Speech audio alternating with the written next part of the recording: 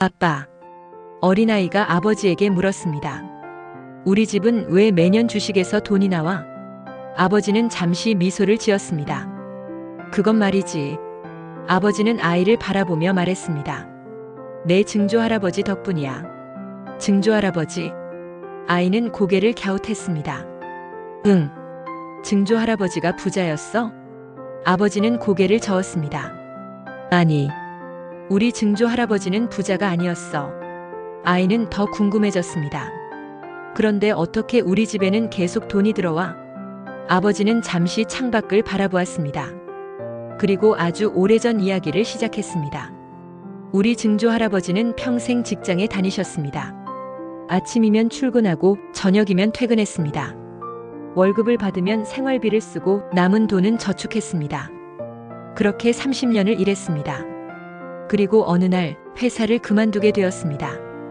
퇴직을 하던 날 증조할아버지는 문득 이런 생각이 들었다고 합니다.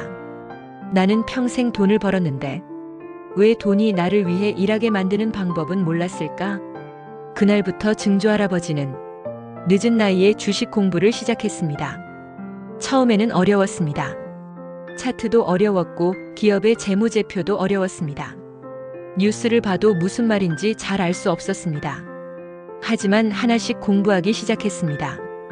그러다 배당이라는 것을 알게 되었습니다. 회사가 돈을 벌면 그 이익의 일부를 주주에게 나누어 준다는 것. 증조할아버지는 처음으로 생각했습니다. 내가 일을 하지 않아도 돈이 들어올 수 있구나. 하지만 곧 또 다른 질문이 생겼습니다. 그런데 배당금이 조금 들어온다고 해서 이걸로 어떻게 큰 돈을 만들 수 있지? 그러던 어느 날 증조할아버지는 오랜 친구를 만났습니다. 친구는 증조할아버지보다 훨씬 일찍 투자를 시작한 사람이었습니다. 증조할아버지가 물었습니다. 너는 어떻게 이렇게 자산을 많이 만들었어? 친구는 웃으며 말했습니다. 나는 돈을 많이 벌어서 만든 게 아니야. 시간이 만들어준 거야. 증조할아버지는 그 말을 이해하지 못했습니다. 친구는 자신의 계좌를 보여주었습니다. 나는 30년 전에 1,000만 원으로 시작했어. 1,000만 원? 증조할아버지가 되물었습니다. 그렇게 적은 돈으로 지금 이렇게 큰 자산이 됐다고. 친구는 고개를 끄덕였습니다. 처음 10년은 정말 아무 일도 안 일어나는 것 같았어. 1,000만 원이 2,000만 원이 되는데도 시간이 걸렸으니까. 그런데 20년이 지나니까 4,000만 원이 됐고 30년이 지나니까. 친구는 화면을 보여주었습니다. 8자리 숫자였습니다. 증조할아버지는 눈을 크게 떴습니다. 어떻게 이런 일이 가능해? 친구가 설명했습니다. 처음에는 내가 넣은 돈이 자산의 대부분이었어. 그런데 시간이 지날수록 내가 넣은 돈보다 그 돈이 스스로 불어난 부분이 훨씬 커지더라. 증조할아버지는 한참 동안 계좌를 바라보았습니다. 그날 증조할아버지는 복리의 의미를 알게 되었습니다. 복리는 처음부터 큰 돈을 만들어주는 마법이 아니었습니다. 처음에는 아무것도 변하지 않는 것처럼 보입니다. 하지만 작은 배당이 새로운 주식을 만들고 늘어난 주식이 더 많은 배당을 만들고 그 배당이 다시 더 많은 주식을 만듭니다. 처음에는 사람이 자산을 키웁니다. 하지만 어느 순간부터는 자산이 스스로 자산을 키우기 시작합니다. 집으로 돌아온 증조할아버지는 낡은 계산기를 꺼냈습니다. 연평균 8%씩 불어난다고 치면 9년마다 원금이 2배가 된다는 거네. 이것이 바로 72의 법칙이었습니다. 72를 수익률로 나누면 자산이 2배가 되는데 걸리는 시간이 나옵니다. 연 8%라면 9년, 연 6%라면 12년. 빠르지는 않았습니다. 하지만 멈추지도 않았습니다. 증조할아버지는 계산기를 두드려 보았습니다. 내가 20년 전에 시작했다면, 내가 30년 전에 시작했다면, 이미 지나간 시간은 돌아오지 않았습니다.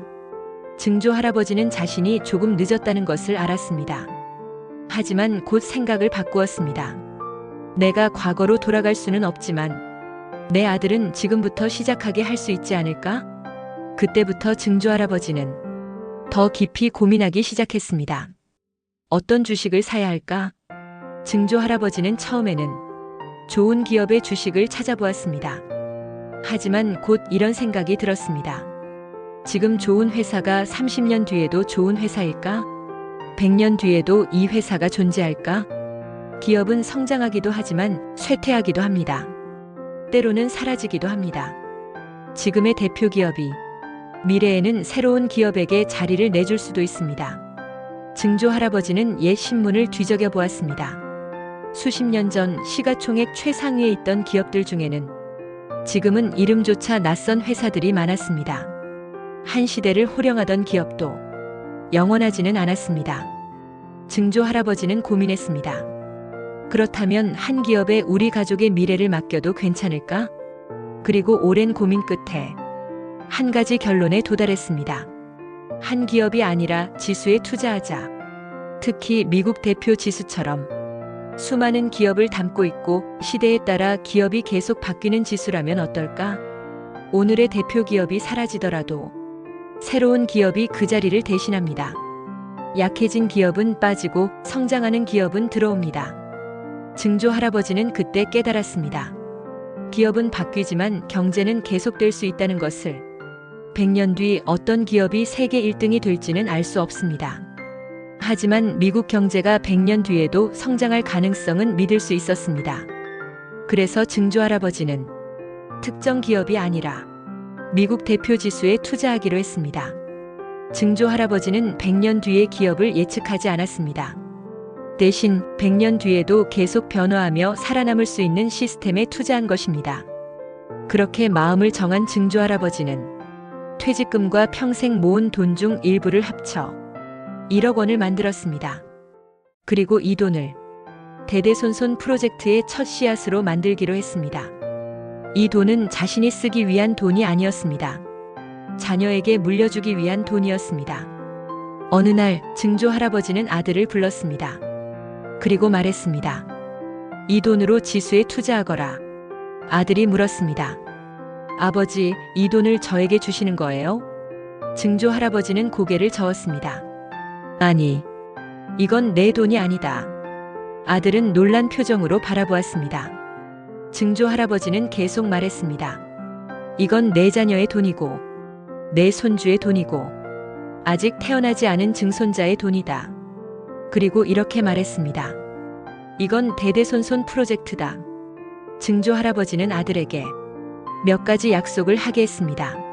첫 번째, 원금이 되는 지수 자산은 함부로 팔지 않는다. 주가가 오르든 떨어지든 단기적인 가격 변동 때문에 우리 가족의 미래 자산을 없애지 않는다. 특정 기업 하나를 무조건 영원히 보유한다는 뜻이 아닙니다. 지수 안의 기업은 계속 바뀔 수 있습니다. 하지만 지수는 시대에 맞게 변화합니다. 기업은 바뀌어도 경제는 계속될 수 있습니다. 두 번째, 배당금은 다시 투자한다. 배당금이 나오면 그 돈으로 지수 자산을 더 삽니다. 주식수가 늘어나면 다음 배당금이 더 많아집니다. 그리고 늘어난 배당금으로 다시 주식을 삽니다. 이것이 복리입니다. 세 번째, 다음 세대에게 반드시 넘긴다. 자녀에게 넘기고 손주에게 넘기고 증손주에게 넘깁니다. 한 사람이 부자가 되는 프로젝트가 아니라 한 가족의 자산을 만드는 프로젝트입니다. 시간이 흐르는 동안 평온하기만 한 것은 아니었습니다. 어느 해 세계 경제에 큰 위기가 찾아왔습니다. 뉴스에서는 매일 주가가 폭락했다는 소식이 흘러나왔습니다. 계좌를 열어본 아들은 손이 떨렸습니다. 자산의 가치가 눈에 띄게 줄어 있었습니다. 아들은 그날 밤 아버지의 사진 앞에 앉았습니다. 아버지, 지금이라도 팔아야 하는 게 아닐까요? 하지만 아버지가 남긴 약속이 떠올랐습니다. 단기적인 가격 변동 때문에 우리 가족의 미래 자산을 없애지 않는다. 아들은 그 약속을 지켰습니다. 주식을 팔지 않았습니다. 오히려 그 시기에도 배당금은 계속 들어왔고 아들은 원칙대로 그 배당금으로 주식을 더 샀습니다. 시간이 지나자 시장은 다시 회복되었습니다. 그리고 위기 속에서도 꾸준히 사모았던 주식들이 이후 자산을 더 크게 키우는 밑거름이 되었습니다. 아들은 그제야 깨달았습니다. 아버지가 남긴 것은 단순히 돈이 아니라 흔들리지 않는 원칙이었다는 것을. 그렇게 시간이 흘러 증조 할아버지는 세상을 떠났습니다. 하지만 그가 시작한 자산은 남았습니다. 아들은 약속을 지켰습니다. 배당금을 다시 투자했습니다. 그리고 자산을 지켰습니다. 시간이 흐르고 그 자산은 손주에게 넘어갔습니다. 손주는 아버지에게 물었습니다. 이 배당금은 제가 써도 돼요? 아버지는 잠시 생각하더니 종이 한 장을 꺼냈습니다. 쓸 수는 있어. 그런데 얼마나 써야 이 자산이 계속 남아있을지 알아? 손주는 고개를 저었습니다. 아버지가 설명했습니다. 이걸 4%의 법칙이라고 해. 자산에서 매년 4% 정도만 꺼냈으면 원금은 크게 줄지 않고 오래 갈 수 있다는 거야. 손주는 잘 이해되지 않았습니다. 아버지는 예를 들어주었습니다. 만약 우리 집 자산이 10억 원이 됐다고 해보자. 그럼 1년에 얼마까지 써도 될까? 10억의 4%면 손주가 계산해 보았습니다. 4천만 원이요. 맞아. 아버지가 고개를 끄덕였습니다. 매년 딱 4천만 원 정도만 꺼냈으면 자산이 평균적으로 성장하는 속도가 우리가 꺼내 쓰는 속도보다 빠르기 때문에 원금은 줄어들지 않고 오히려 계속 자랄 수 있어.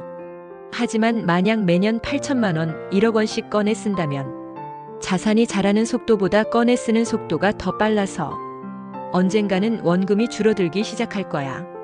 손주는 그제야 이해가 됐습니다.